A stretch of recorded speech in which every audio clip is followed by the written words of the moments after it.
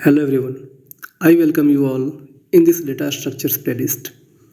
This playlist will not only have the introduction of all the data structures, but we will also be discussing about pros and cons of every data structures.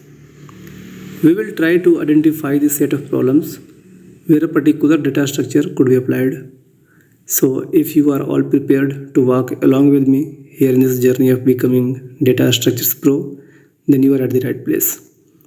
I am here to make sure that for a given problem, when you decide that a particular data structure can be used, then you just start implementing the same without taking much time. So moving forward, here is the agenda for this video. Let us start with discussing what data structure is actually. So first point that we can make is data structure is a technique to organize and manage data. So you can think of data structure as a storage used for storing any set of data with an expectation that some operations will be performed on them. Second point is a collection of data having some kind of relationship among them. So every data that is present in a data structure will have some kind of relationship among them. And third one is set of methods or operations apply to the data. So we can perform some method operations on each data present in the data structure. For example, you can read the data, we can update the data, even we can remove the data. So basically you can think of data structure as a way to store data on computer so that it can be accessed and updated efficiently after performing operations on them. Now let us discuss about type of data structures. So if we take the linearity in our consideration, then data structures can be categorized into two parts. First is linear and second is non-linear data structures. So all the data structures in which data elements are arranged linearly, where each element is attached to its previous and next adjacent elements, is called a linear data structure. Simple example can be an array. So in case of linear type of data structures, you can iterate over all of the data in a single run and in sequential manner. However, non-linear data structure would be data structures where data elements are not placed sequentially.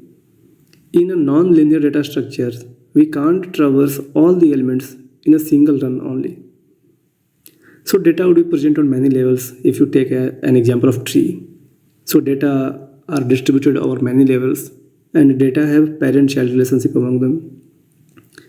Other examples are graph and map.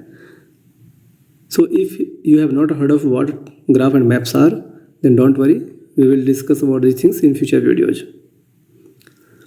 So second basis of dividing data structures in different categories is memory size assigned to each of them. First one is a static data structure. So a static data structure will have fixed memory size. So you can say that data structures that are of a fixed size are called static data structures. In case of static data structures, memory is allocated at the compile time and user cannot change their size once compilation is done. But we can change the data which is stored in them. For example, you can take an array where we have to declare the size of the array, and once the program is compiled, we can't change the size of the array. So if you will try to insert one more element into the array after compilation, so an error will be thrown out. Second one is dynamic data structure. In dynamic data structure, the size is not fixed. It can be randomly updated during the runtime as per our need. So examples of this data structure can be queue, stack, linked list, etc. So data structures that are of the dynamic size are called dynamic data structures. In this case, memory is allocated at the runtime for dynamic data structures, and the size of the dynamic data structures varies at the runtime also. So this means that data and size both can be changed in runtime, unlike a static data structure where we only update the data, we can't change the size of the static data structures. So let's jump onto the editor and we will see some examples there. So let's discuss about what linear data structure is. So here we will see an example of all the data structures.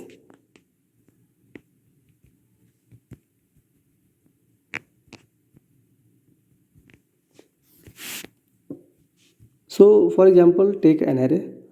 So as you know that syntax of declaring an array, if you want to declare an array, so we write like if array is having integer data into it, so we write int, then array name, then we give here a size, suppose size in n, and then we initialize with some elements into it.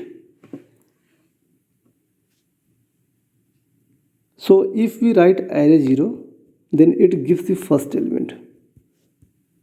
Okay, so if this is the situation that if we are writing array 0 and it is giving the first element, so this is called as 0 based indexing, and this is followed by almost all modern languages.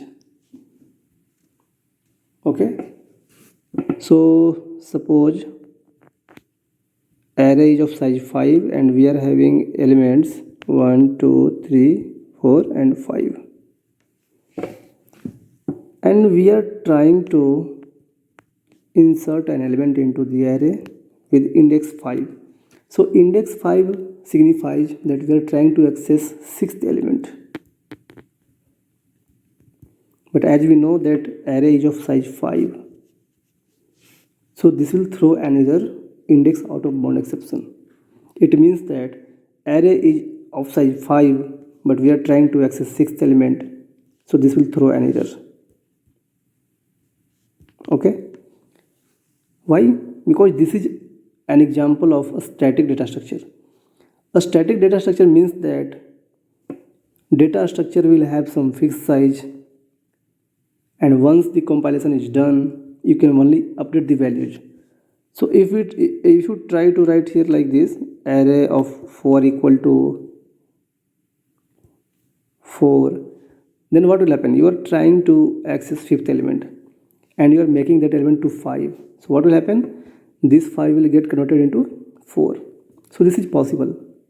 It means that at runtime you can update the values, but you can't change the size of the array like this. But for some different data structures like linked list, what happens? Suppose initially there is one element and next is null, but at runtime we want to add one more node into it. What we will do? We will just remove this null. We will add an extra node before that null. If we want to add 3 more nodes, then we will keep doing the same. We will add new node, new node, new node, and then null here. So for a linked list, we don't need to give size at time of writing code. So after compilation also, we can change the size of linked list. And like static data structures, you can also update the values. However, in case of linked list, we can iterate all the elements in linear fashion. We start from this node, then we go to this node, then we go to this node, till we reach the null node. Okay, so array is an example of a static data structure, but linked list is an example of dynamic data structure. Why? Because at runtime we can increase the size of the data structure. Even if there is 5 nodes, we can add as many nodes as we want. So this is an example of dynamic data structure. So that's it. We will be discussing more data structures in very detail in coming videos. So till then, bye. Stay tuned.